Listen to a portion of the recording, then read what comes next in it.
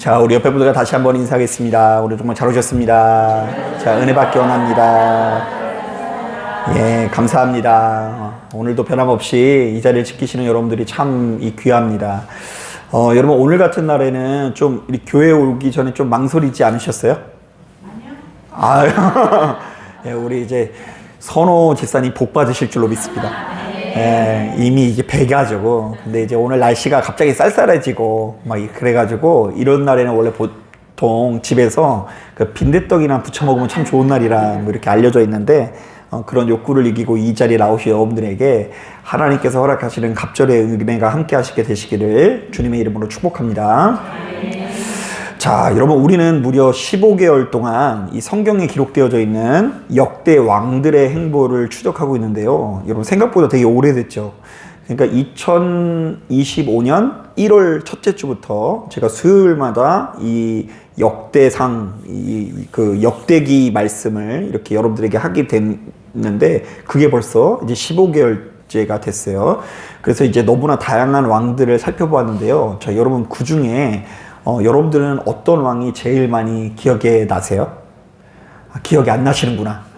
네, 기억 안 나시면 다행인데, 아마도 많은 분들에게 이런 질문을 하면 주로 제일 많이 떠올리는 왕이 이런 왕이에요.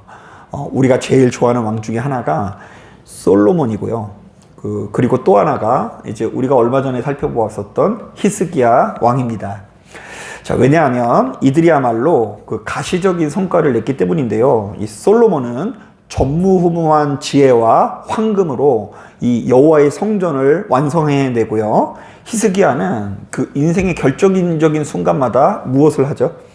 기도를 했고, 기도를 통해서 원수 대적을 이기기도 하고 육체의 질병을 치유하기도 하니까 우리들이 생각했을 때 이런 종류의 왕을 가장 성공적인 왕으로 여길 것 같다라는 생각이 듭니다.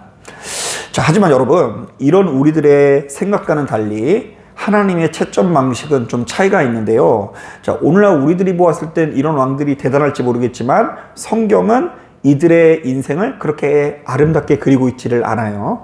솔로몬 때문에 이스라엘이 더럽혀졌다라는 표현이 있고요. 심지어 히스기야 때문에 유다가 망한다, 안 망한다? 예, 망한다라는 기록도 우리가 살펴보았습니다. 자, 그러니까 본문의 내용들을, 지금까지의 내용들을 이렇게 종합해 볼 수 있어요. 한번 따라해 보겠습니다. 가장 부유한 왕들이 이스라엘을 크게 범죄케 하였다. 한 번 더 따라하겠습니다. 가장 부유한 왕들이 결국에는 하나님을 잃어버렸다. 여러분, 시간이 흐르면 흐를수록 부유해지고 싶으세요? 네. 그랬으면 좋겠어요. 그런데 이제 여러분 잘 생각해야 되는 게 뭐냐면요. 부유하기도 하고 하나님을 붙들면은 좋은데, 이 두 가지를 동시에 이루는 것이 생각보다 어렵겠다라는 생각이 듭니다. 자, 부유하면 우리는 그것을 가지고 교회로 갈까요? 세상에 갈까요? 교회로 가야 될 줄로 믿습니다. 여기는 이제 그런 분들이 많은데, 이제 안타깝게도 이스라엘의 왕들은 그렇지 못한 경우가 많았어요. 자, 바로 이런 상황 속에서 오늘 우리가 읽은 이 본문을 보면 이 전혀 새로운 왕이 등장을 하는데요. 자, 오늘 본문에 등장하는 이 요시야 왕만큼은 성경이 아주 이례적인 극찬을 쏟아내고 있는데요. 심지어 23장 25절을 보니까 이런 말씀이 있어요. 여러분 다 제가 같이 읽어볼 생각이 없었는데 여러분들이 눈으로 보는 것 같아서 같이 한번 읽어볼게요. 25절 말씀 같이 한번 읽어봅니다. 시작. 요시야와 같이 마음을 다하여 뜻을 다하며 힘을 다하여 여호와께로 왕은 요시야의 전에도 없었고 후에도 그와 같은 자가 없었더라. 자, 쉽게 말하면 요시야가 전무후무한 왕으로서 이스라엘의 그 어떤 왕보다 가장 뛰어난 왕이었다는 것이죠. 그러니까 우리는 맨날 솔로몬 좋아하고 히스기야 좋아하지만 사실 이 성경이 꼽는 최고의 왕은 누구라고요? 요시야예요. 자, 도대체 요시야가 무엇을 했기 때문에 이렇게 극찬을 받은 것일까? 사실 엄연히 따졌을 때 히스기야도 산당을 없애지 않았습니까? 이스라엘을 대대적으로 개혁을 했어요. 그런데 오늘 본문에 나오는 이 요시야의 개혁은 지금껏 이스라엘 왕들의 개혁과 도대체 어떤 차이가 있을까요? 자, 우리가 바로 이런 관점에서 성경을 꼼꼼히 묵상해 보면 유독 우리의 눈에 들어오는 것이 있는데요. 자, 성경은 그가 비록 대단한 기적을 경험한다거나 이스라엘의 영토를 확장시키지는 못했지만 그의 개혁은 책에서부터, 성경에서부터 시작된 개혁이었다라고 증언합니다. 자, 사실 이 요시아가 처음부터 나는 이 성경대로 나라를 다스리겠다 이렇게 결심을 하면서 이 나라의 경영을 시작한 것은 아니었습니다. 자, 그런데 그 요시아가 통치하기 시작된 지 18년이 된 시점에 그는 퇴락한 하나님의 성전을 수리하라는 명령을 내렸을 뿐인데요. 자, 그런데 그 성전의 구석진 곳, 아마도 오랫동안 사람의 손길이 닿지 않아서 먼지가 뽀얗게 쌓여 있었던 구석에서 율법책 하나를 발견하게 됩니다. 자, 학자들은 이때 발견한 책이 아마도 신명기가 아니었을까 추측을 하는데요. 자, 정확한 것은 아무도 모릅니다. 자, 그런데 다만 요시아가 바로 이 율법책을 읽다가 은혜를 받았을까요? 안 받았을까요? 예, 은혜를 엄청나게 받고요. 갑자기 옷을 찢으면서 하나님께 눈물로 회개를 합니다. 자, 그리고는 바로 이 말씀을 바탕으로 나라를 완전히 새롭게 개혁하는데요. 자신들은 이제 마음을 다하고 뜻을 다하여 하나님께 순종하고 오로지 하나님의 계명과 법도를 지키겠다라고 결의하게 됩니다. 자, 그러니까 지금까지의 왕들은 번영과 출세를 위해서 하나님 주변을 기웃거렸거든요. 자, 그러니까 엄연히 따졌을 때 자기가 잘 되기 위해서라면 하나님이 아니어도 누군가를 따를 수가 있어요, 없어요? 있었어요. 자, 그러나 요시아는 이 번영과 출세가 아니라 하나님의 계명 그 자체의 의미를 두었는데요. 바로 이런 차원에서 그는 예루살렘에 있는 우상들을 모조리 치워버리는 정도가 아니라 빻아버렸다라고 이야기해요. 가루로 내버렸다라고 이야기합니다. 그러니까 히스기야는 이 목상들을 때려 부쉈는데 사람들이 금세 그것을 가져다가 다시 재활용을 했다 안 했다? 해버렸어요. 그러니까 이 요시아가 이 우상들을 데려다가 빻아버리고요. 유다 전역에 있는 산당들도 완전히 폐쇄해버리는데요. 흥미로운 것은 구절을 보니까 이런 표현이 있어요.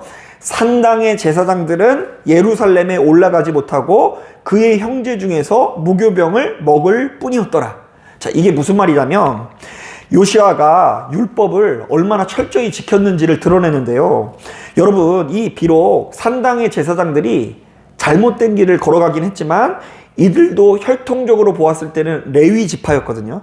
자, 그러니까 그렇다면 이제 산당이 없어졌다고 한다면 이 산당에서 머물러 있었던 제사장이 어디 가서 다시금 사역하면 돼요? 예루살렘 가서 사역을 하면 돼요. 왜요? 혈통이 뭐니까? 레위 제사장이기 때문에. 그런데 요시아는 굳이 우상 숭배로 더러워진 자들을 거룩한 제단에 세우지 않는다라는 율법에 충성을 하면서 다만 그들이 굶지 않도록 뭘 먹였다고요? 무교병이라는 맛없는 떡을 제공했다라고 기록하고 있어요. 자, 그러니까 여기까지 내용을 종합해 보면 이렇게 정의해 볼 수 있어요. 한번 따라 보겠습니다. 요시아의 개혁은 하나님의 말씀을 기준으로 영적인 대청소를 벌렸다. 무엇을 기준으로요? 하나님의 말씀을 기준으로. 이전의 왕들도 개혁을 하긴 했지만 이전의 왕들도 그 나름대로 하나님 앞에 열심히 섬기는 모습을 보였지만 요시아는 유독 이전에 없었던 왕으로서 무엇을 기준으로요? 하나님의 말씀을 기준으로, 말씀을 바탕으로 말씀을 이루기 위해서 조금의 양보도 없이 철저하게 그의 인생을 하나님의 말씀 안에서 설계했다는 내용이 기록되어져 있어요. 여러분, 사실 이 생각보다 많은 성도님들이 겉으로는 하나님의 말씀이 그 무엇보다도 중요하다고 말하면서도 실상은 그것이 얼마나 중요한지 제대로 깨닫지 못하는데요. 자, 그런데 여러분, 제가 분명히 말씀드리지만 여러분 믿으실지 모르겠지만 예수 믿는 우리들은 말씀이 곧 뭐라고요? 하나님이시고 하나님께서 곧 무엇이라는 것을 알아야 돼요. 말씀이라는 것을 반드시 기억해야 됩니다. 자, 여러분, 이건 너무 중요한 말씀이니까 한번 들어보세요. 말씀이 곧 뭐라고요? 하나님이고 하나님이 곧 뭐라고요? 말씀이어서 사실은 하나님 앞에서의 태도는 어디에서 드러나게 돼 있어요? 말씀 앞에서 보이는 태도가 하나님 앞에서의 태도인 거예요. 그래서 여러분, 이 마음 가운데에 일단은 그 하나님의 말씀이 주어졌을 때, 그 하나님의 말씀에 이 격한 감동이 왔을 때 바로 순종을 하면, 그것은 그냥 말씀에 대한 순종이 아니라 누구를 향한 순종이라고요? 하나님의 말씀에 대한 순종이어서 이스라엘 백성들은 감동이 왔을 때 바로 움직여야 된다는 규례가 있고요. 그리고 1차적으로는 감동이 오기 위해서는 일단은 먼저 들어야 되잖아요. 그래서 하나님의 말씀을 잘 들어야 된다라는 규례도 있어요. 그래서 막 장로들의 전통이라고 해서 그 율법을 확장시킨 내용을 보면, 너희들이 말씀을 들을 때 너무 졸려오면 허벅지를 찔러라, 이런 표현도 있어요. 여러분, 오늘 허벅지 찌를 준비되어 있습니까? 왜 그렇게까지 하냐면요, 그냥 단지 이 말씀을 듣는 시간이 그냥 말씀을 듣는 시간이 아니라 누구랑 만나는 시간이라고요? 하나님의 말씀을 듣고 하나님을 만나는 시간인데, 바로 이러한 정신을 가장 잘 알고 있는 왕이 요시아였다라는 기록이 담긴 거예요. 여러분, 이런 점에서 제가 조금 더 구체적으로 설명할 필요가 있는데요. 여러분, 디모데후서 3장을 보면 이런 표현이 있습니다. 모든 성경은 하나님의 감동으로 되었다. 네, 들어보신 것 같아요. 자, 이 표현이 사실은 그 원어에서 우리나라로 이렇게 번역되는 과정에서 그 맛을 좀 못 살린 면이 있는데요. 사실은 이 하나님의 감동으로 되었다는 표현은 이렇게 재해석할 수 있어요.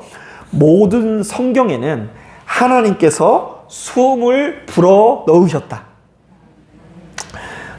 이게 무슨 말인가? 공감이 하나도 안 되죠. 자, 이게 어떤 의미냐면요, 이 숨이 불어넣었다라는 것은 사실은 우리에게 너무나 익숙한 표현인데요. 우리가 창세기를 보면 하나님께서 흙으로 인간을 창조하신 이후에 그 코에 생기를 불어넣는 장면이 있지 않습니까? 자, 인간을 그냥 육신만 창조한 것이 아니라 그 코에 뭘 넣었다고요? 생기. 그래서 이제 우리는 이 생기를 뭐라고 생각을 하냐면 영혼이라고 생각해요, 보통. 그래서 이제 우리는 그냥 죽으면 흙이지만 그 안에 뭐가 있다고 생각하죠? 예, 영혼이 있다고 생각하는데, 원래 이 생기는 정확한 의미는 영혼이라는 의미가 아니라 하나님의 숨 내지는 생명력, 거룩한 영이라고 번역할 수 있어요. 자, 그러니까 여러분, 어떤 기계라도 그것이 돌아가기 위해서는 그 안에 배터리 들어가야 되잖아요. 자, 그런데 우리도 잘은 모르겠지만 우리 안에 어떤 돌아가게 하는 원동력이 있는데, 그게 코로 불어 넣어진 뭐라고요? 생기, 곧 하나님의 숨, 하나님의 에너지예요. 자, 그런데 바로 이 하나님의 숨, 생명, 거룩한 영이 사람의 코에만 있는 것이 아니라 어디에도 있다고요? 예, 그래서 성경이 하나님의 감동으로 쓰여졌다는 것은 이 성경 안에 하나님의 생명력이 담겼다, 숨이 담겼다. 이것이 우리들에게 배터리 역할을 해서 이 말씀을 우리가 충분히 섭취해야지 제대로 된 구동이 되어진다는 의미로 해석해 볼 수 있는 거예요. 자, 그러므로 사람이 살아있는 영의 존재가 되기 위해서는 그 무엇보다 성경이 필요한데요. 이른바 성경이야말로 이 혼탁한 세상에서 나를 바로잡아줄 참 진리이자 지혜가 된다는 것이죠.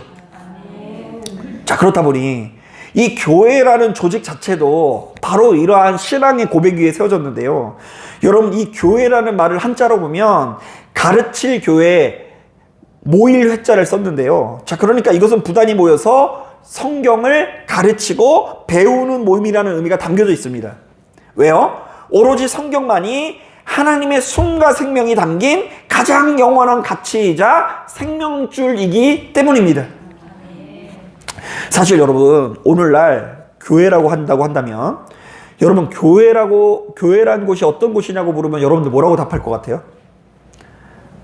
좀 제가 너무 어려운 질문만 하나요? 오늘 날씨가 좀 안 좋아서 그런지 좀 그러실 수 있는데, 이제 사실은 오늘날 교회는 참 다양한 기능을 가지고 있는데요.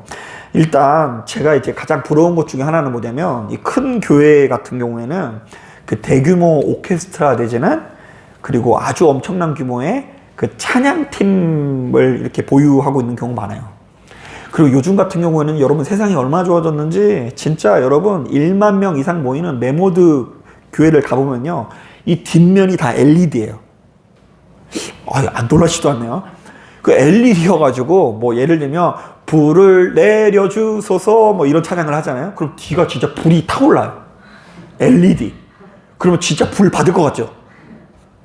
뭐 거기서 그냥 도취되어가지고 찬양하는 맛에 교회를 다니는 사람도 분명히 있어요.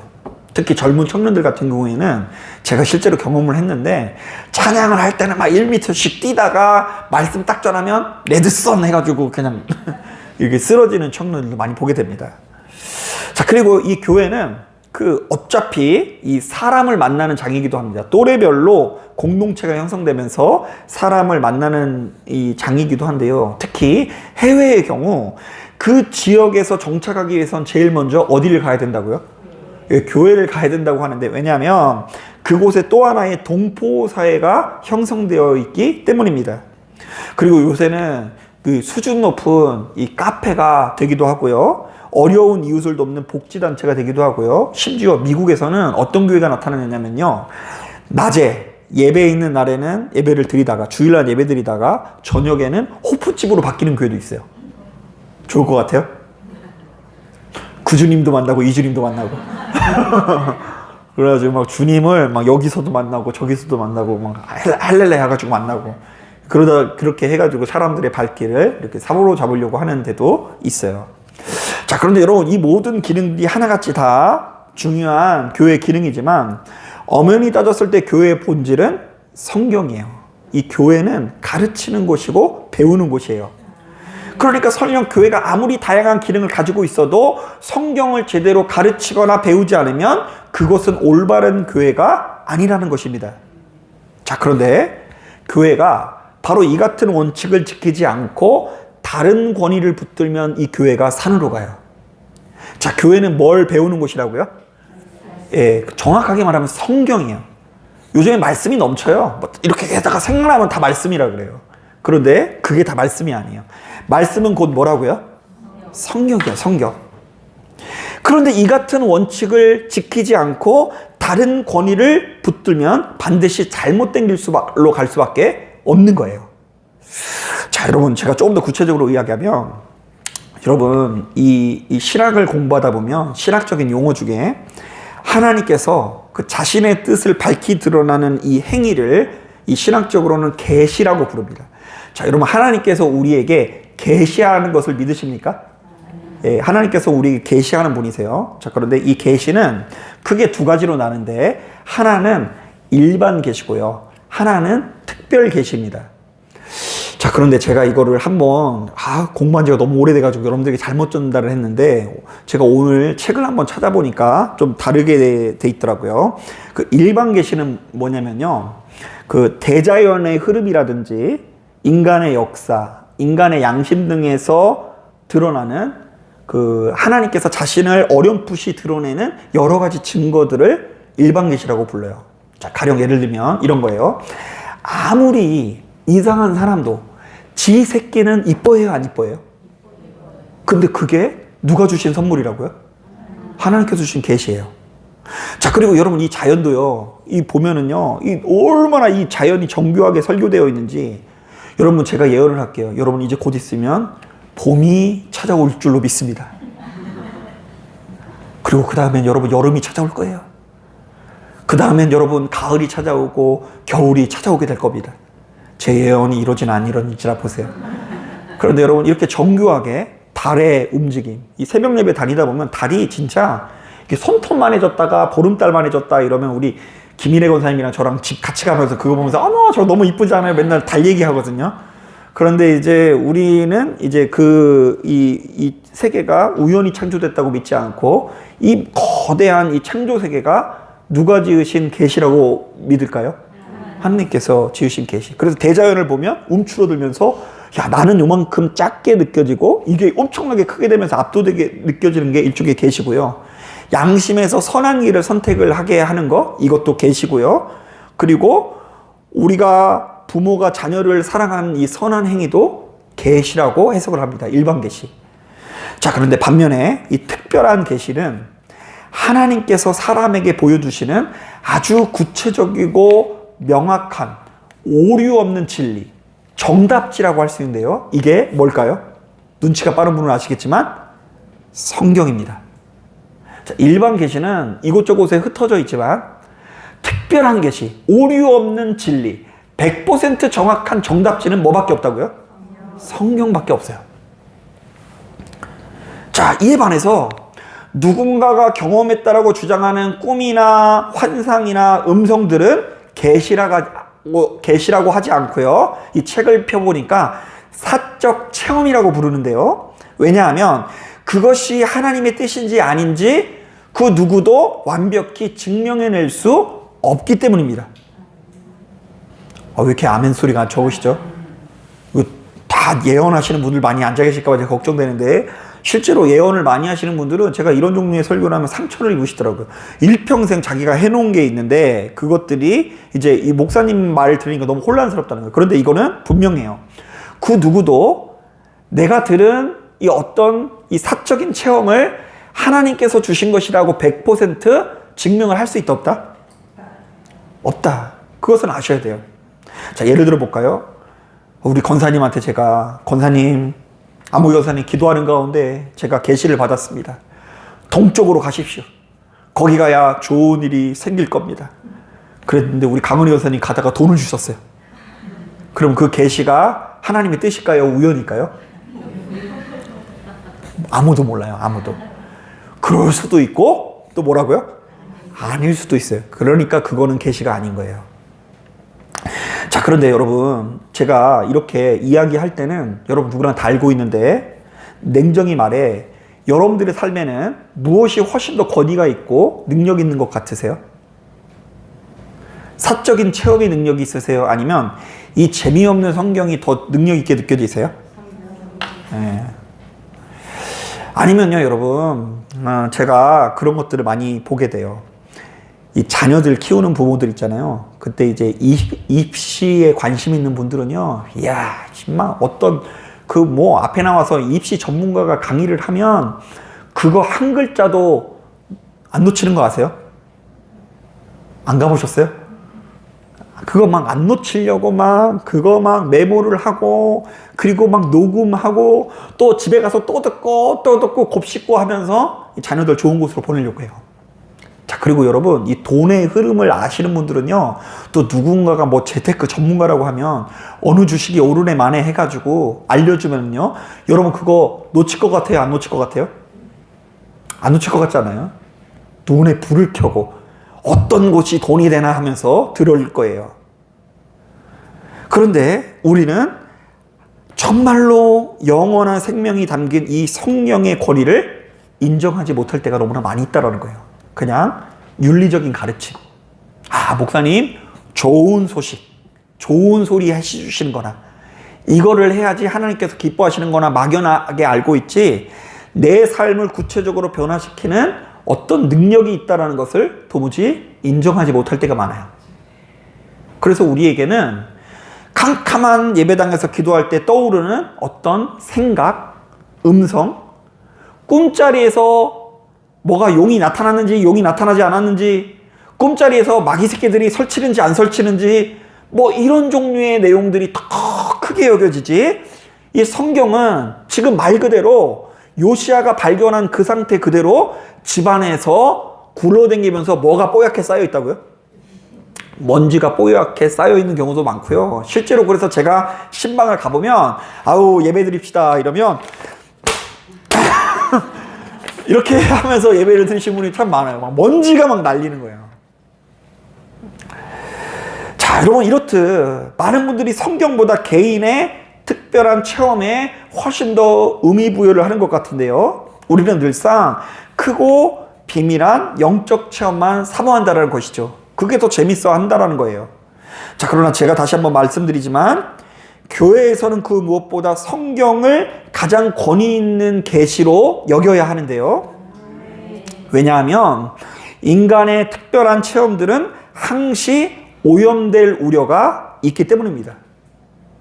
이른바 우리는 하나님의 뜻이 아닌 것을 얼마든지 무엇으로 오해할 수 있고요? 하나님의 뜻으로 오해할 수 있고요.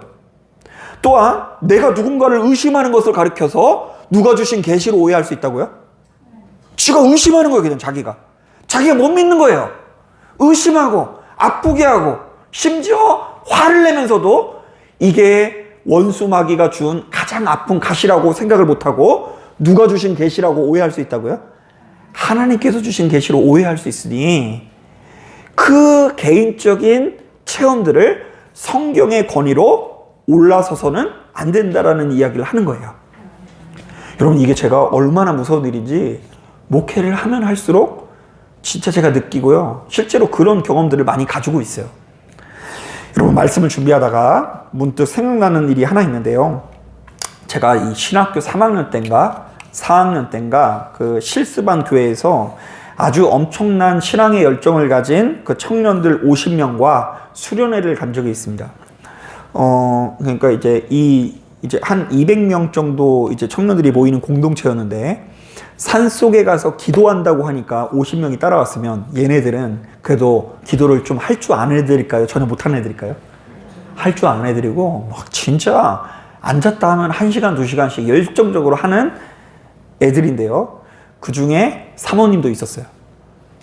네, 사모님도, 근데 사모님은 이제 기도하러 따라온 게 아니라 저 만나려고 이렇게 따라온 것 같은데, 이제 어쨌든 그 모임이 있는데, 이 수련회는 성령 수련회라고 해서 갈 때부터 어떤 특정한 체험을 하고자 하는 마음으로 가는 수련회입니다. 이번 수련을 통해서 뭐 받는다? 성령 받는다. 성령 받을 준비를 해라 해서 가는 거예요. 자, 그래서일까요? 너무 열정적으로 진짜 이 집회가 진행되는데, 그 앞에서 목사님이 이제 한참 집회를 진행하는데 갑자기 한 청년이 쓰러지면서 다른 청년에게 이렇게 외치는 거예요. 나 여호와가 말하노니 아무개야 아무개야 내가 너의 이름을 아노라.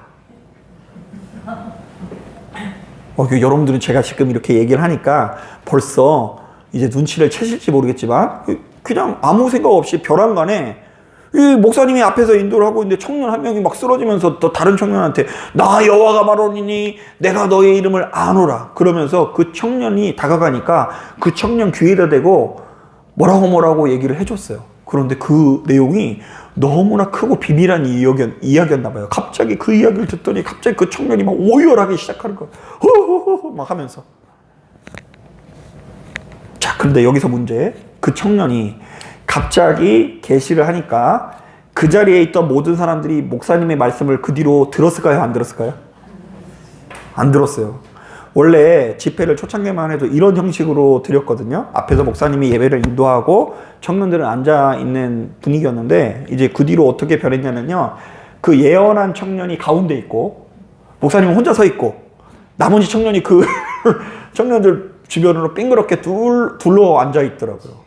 그러면서 그 청년이 진짜로 한 명 한 명 누구한테 이렇게 얘기를 해줘요. 나 여호와가 말하노니 어쩌고 저쩌고 어쩌고. 자, 그런데 너무 열광적으로 진짜 목사님이 예배 인도할 때보다 더 뜨거워. 너무 열광적이에요. 나 여호와가 말하노니까 그렇게 하나님의 말씀을 들을 수 있는 때가 어디 있어요. 성경 막 이렇게 얘기하면 재미없잖아요. 그런데 이제 직접적으로 막 모든 것을 알고 있는 것처럼 한 명 한 명 꼬집어서 이야기를 하니까 흥분해가지고 빙그렇게 둘러앉아가지고 그런 모임이 되니까 저가 의심이 많아서인지 저는 그 모습을 좀 공감하기가 어렵더라고요. 자, 일단 첫 번째로 하나님께서 질서의 하나님이신데 앞에서 설교하시는 목사님을 저렇게 초라하시게 만들 필요가 뭐가 있을까? 이거는 덕이 되지 않는 것 같다라는 생각이 일단 첫 번째로 들고요. 두 번째로는 누군가 100번 양보해서 그 대단한 능력이 있어서 그 순간 엄청난 계시를 받았다 칩시다. 그런데 그 계시가 하나님께서 주신 계시인지 어떻게 알아요? 그리고 그 여러분들이 기도하는 중에 꿈과 환상을 100% 보았다 칩시다. 뭐 꿈꾸면 뭐 보일 수 있죠? 돼지가 보이든 뭐 똥이 보이든 뭐 운수가 좋아 보이는 그 기미가 보일 수 있죠. 그런데 그게 진짜 하나님께서 주신 계시인지를 어떻게 아냐고요. 틀릴 가능성이 0% 있는 것은 없어요. 인간은 얼마든지 오염이 될 수 있다 없다? 있다. 그래서 거기에 인생을 거는 거는 굉장히 무모한 일이라고 생각해요. 분명히 말씀드리지만 우리 인간은 불완전하기 때문에 모든 특별 계시는 불완전할 수 있다는 것을 염두해야 돼요. 이거 잘못 얘기했나. 특별 계시는 성경이니까 이렇게 얘기하면 안 되고, 인간은 불완전하기 때문에 자기 자신이 경험한 사적인 체험은 다 불완전할 수 있다는 것을 인정해야 되고요. 절대로 틀리지 않는 자기만의 체험 있다 없다? 예, 그런 것은 없어요. 절대로 틀리지 않는 사적인 체험, 예언 이런 거 없어요. 자, 그래서 실제로 여러분, 이건 제 얘기가 아니라 고린도전서 14장을 보니까 바울도 역시 이렇게 권면합니다. 만일 누가 방언으로 말하거든 두 사람이나 많아야 세 사람이 차례를 따라하고 한 사람이 통역할 것이요, 만일 통역하는 자가 없으면 교회에서는 잠잠하고 자기와 하나님께 말할 것이요. 자, 그럼 당시만 하더라도 그 방언으로 예언을 하는 사람들이 많았나 봐요. 그래서 방언으로 어쩌고 저쩌고 예언을 하면 주변에 있는 제3자가 그것을 통변을 해주고, 통변할 사람이 없으면 어떻게 하라고요? 잠잠하고 자기와 하나님 사이에서만 방언을 하라고 권면을 합니다. 그만큼 그 사람이 하는 어떤 사적인 예언이 틀릴 수 있다는 것을 염두하는 표현인 거예요. 자, 계속해서 그 밑에 보면 이런 말씀이 있습니다. 예언하는 자는 둘이나 셋이서 말하고 다른 이들은 분별할 것이요, 만일 곁에 앉아있는 다른 이에게 계시가 있으면 먼저 하는 자는 잠잠할지니라.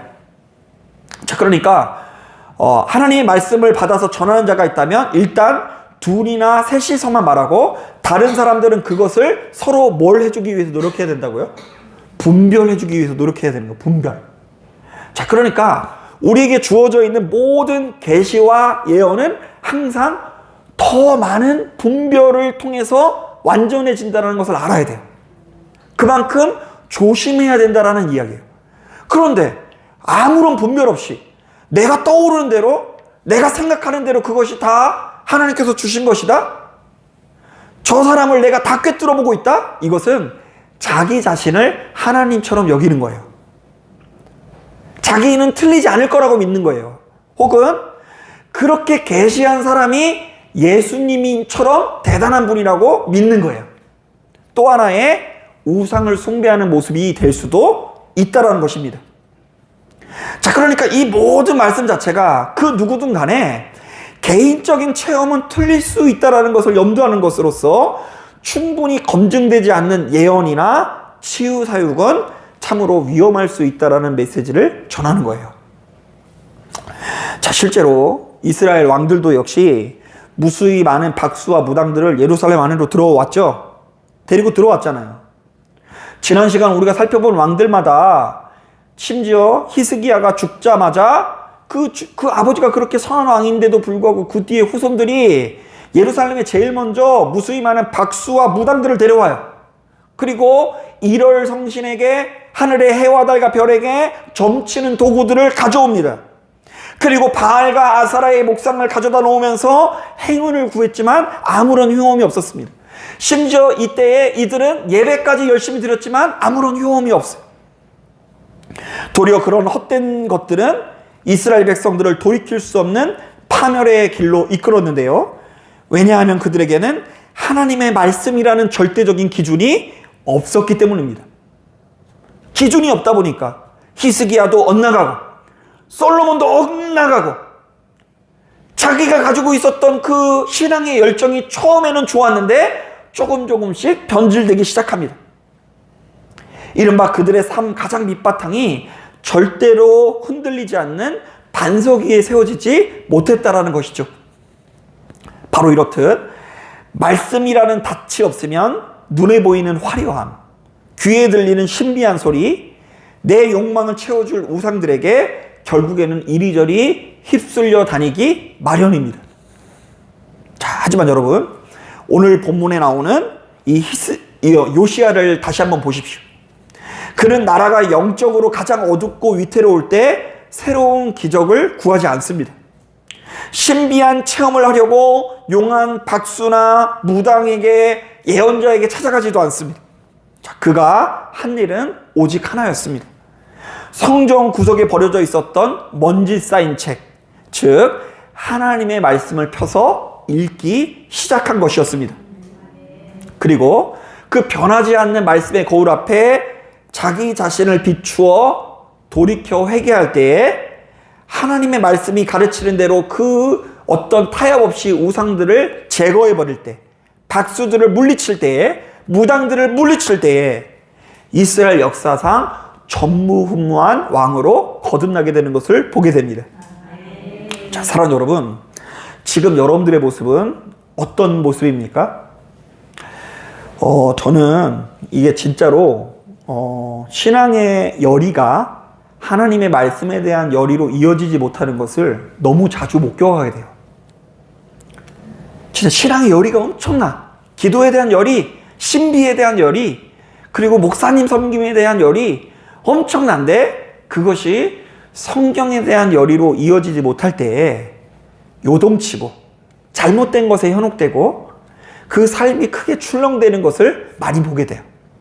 사랑하는 여러분, 결국 우리 인생에 우리를 수렁에서 건져주시는 가장 높은 수준의 권위는 하나님의 말씀에서 비롯된다는 것을 믿으시고 그 말씀에 대한 아주 지나친 열정을 가지고 말씀에 대한 하나님의 말씀을 대한 사모함을 가지고 날마다 이 예배당에 나와서 하나님과 친밀히 교제하는 자가 되길 바랍니다.